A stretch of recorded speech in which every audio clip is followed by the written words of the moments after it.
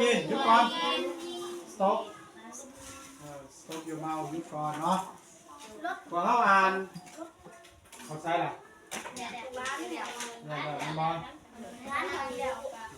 ถ้าไปกับมาเนาะผู้บกก้นกับบท่านเดียวผู้บกก้นกับเดียวมันบอกมันนี่ว่าคู่สิถามขึ้น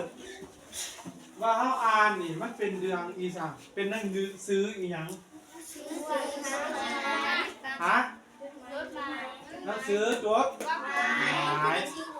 ผมเป็นหนังซื้อคำห้องบอกเป็นยังจะมาหนังซื้อจดหมายมันบอกจะได้เจอว่าเป็นหนังสือจดหมาย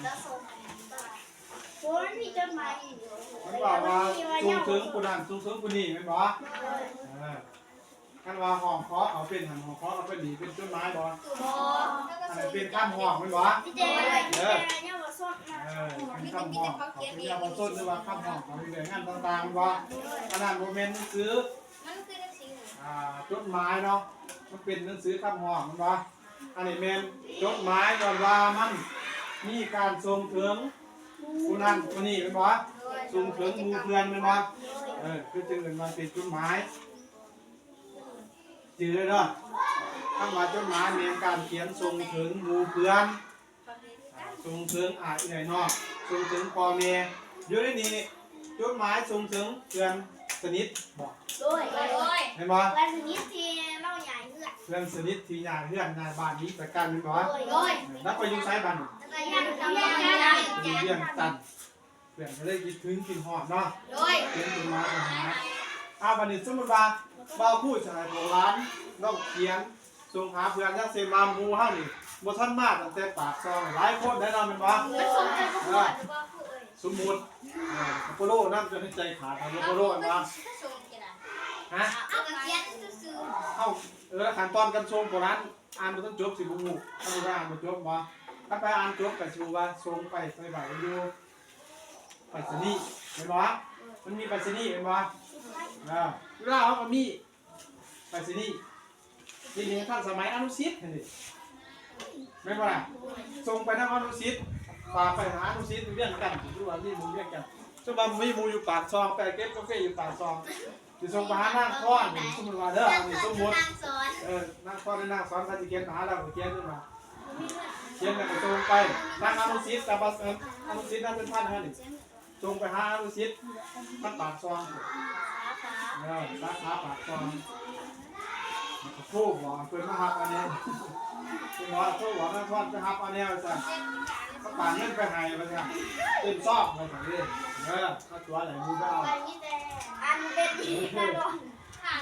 เป็นร่างซ้อนอาการปิดเนาะอันนี้เป็นวิธีการทรงเป็นวิธีการทรง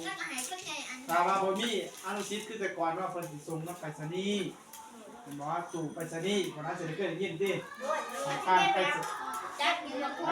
มองก็ตอนช่องจดหมายเขาเนี่ยมีคนมาเอาไปส่งตู่ไปรษณีย์สถานีไปรษณีย์เป็นว่า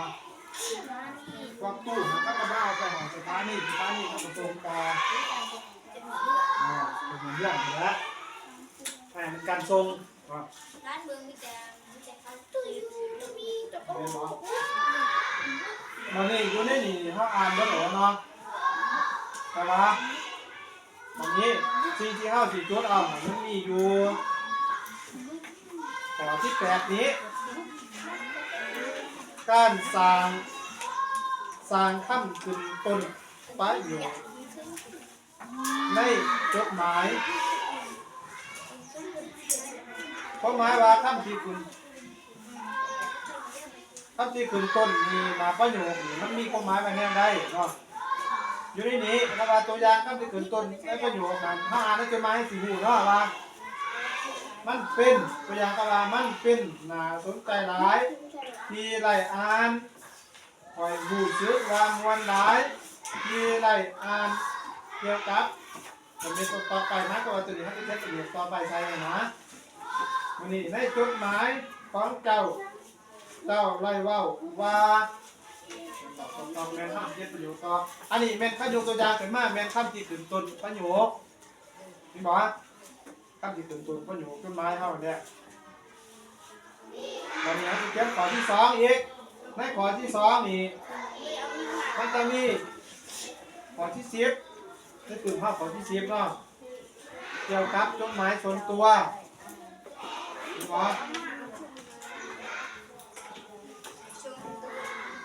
จดหมายส่วนตัวกับจดหมายทางการอยู่ในนี้เราพูดสิมาบอกอธิบายฟังขึ้นเกี่ยวกับจดหมายทางการตัวข้างอ่านกันเมื่อกี้เห็นเป็นจดหมายส่วนตัวเด้อ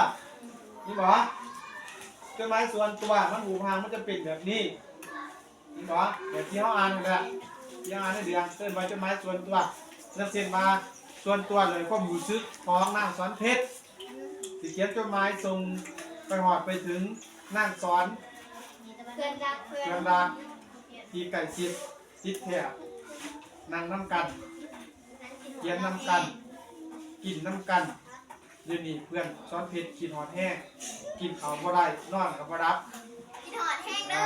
กินข้าวบ่ได้ปั่นจำแขนเนาะนอนบ่รับเบิ่งขึ้นสอดแก่เนาะอะไรแม่นั่งซ้อนเพชรเสียงไปว่านี่ข่อยกินหอดเด้อหน้าซ้อนว่าจะกินข้าวบ่แซ่บปั่นจำแขนนอนบ่รับเบิ่งขึ้นสอดแก่นอนแล้วแหละทำไรเนาะได้นอนดาวหันเรียกแต่อันนี้คือการเบาดีซื่อๆเนาะเบาเพราะว่ามวนซื่อๆนะก็ได้เขียนให้กับเราดีกินหอดเพื่อนหักร้ายเพราะว่าเพื่อนหักไปหาเงินอยู่ปากซองได้หลายมือหลายวันกลายเป็นเรือนเป็นวะนี่การนางเยียนนางเขียนและนางสนทนาเข้ากับฐานมูสนทนาฐานมูเว้าคิดของมูแห้งอยากให้มูกลับมาเยี่ยนนำข้าวสามาขีดหมูมูแห้งอันนั้นเป็นวิธีการเขียนสุนทรเขียนจดหมายไปหาหมูนะอันนั้นมันเกี่ยวกับจดหมายส่วนตัวเด้อมาจดหมายทางการมันจดหมายทางการนี่ทุกคนเปิดไปหน้า146เห็นบ่นี่ว่าพูดจะว่าอธิบายให้ฟังคือหน้า146นี่คำว่าจดหมายทางการอยู่นี่มันจะมีคำถึงต้นจื่อได้สิว่าฟังเด้อยังมีคำขึ้นต้นอยู่ในหันเนื้อแมนคำกวนคำสเกียนสาธารณรัฐมันก็มีกาสะนั่นอันนี้เป็นทางการถ้าบ่เป็นทางการมันมีกาสะเด้อจังสิว่าคำสเกียนเป็นทางการตอกตัวนี้กาสะแบบคำกวนเห็นบ่มาจากคำกวนอาจจะเรียนหัวขอ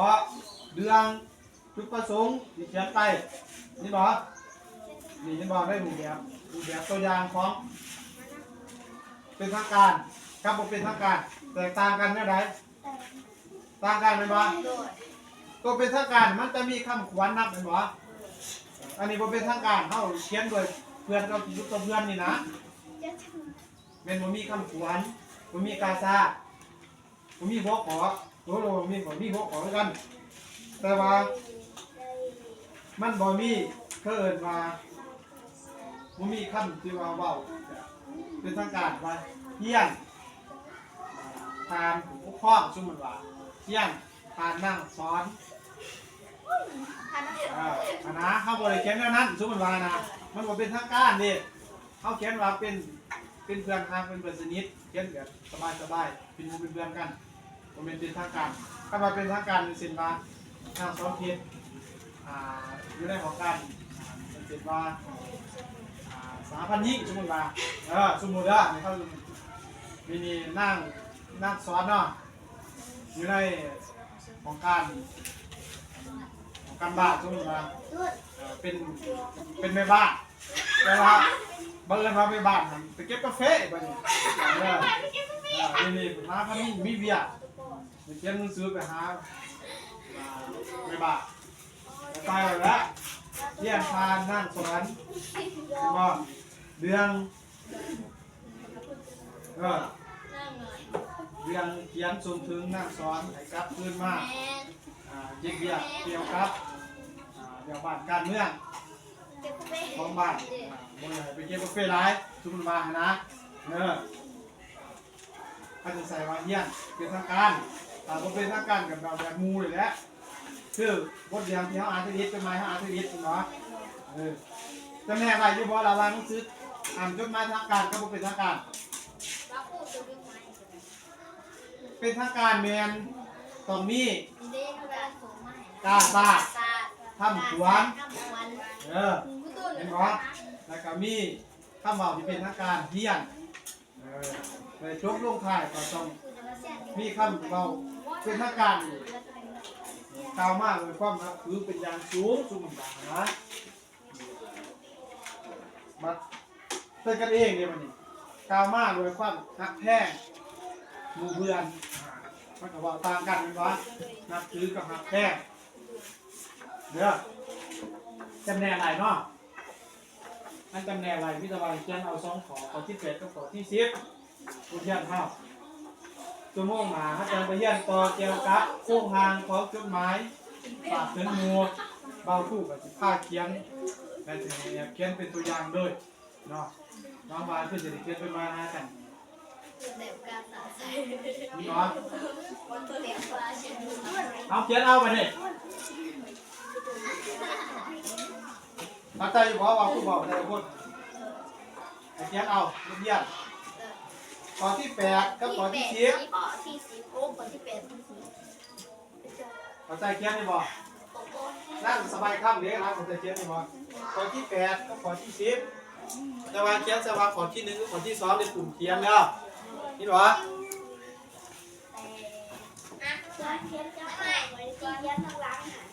ถ้าต้นนางงามๆในเบิ่งหั่น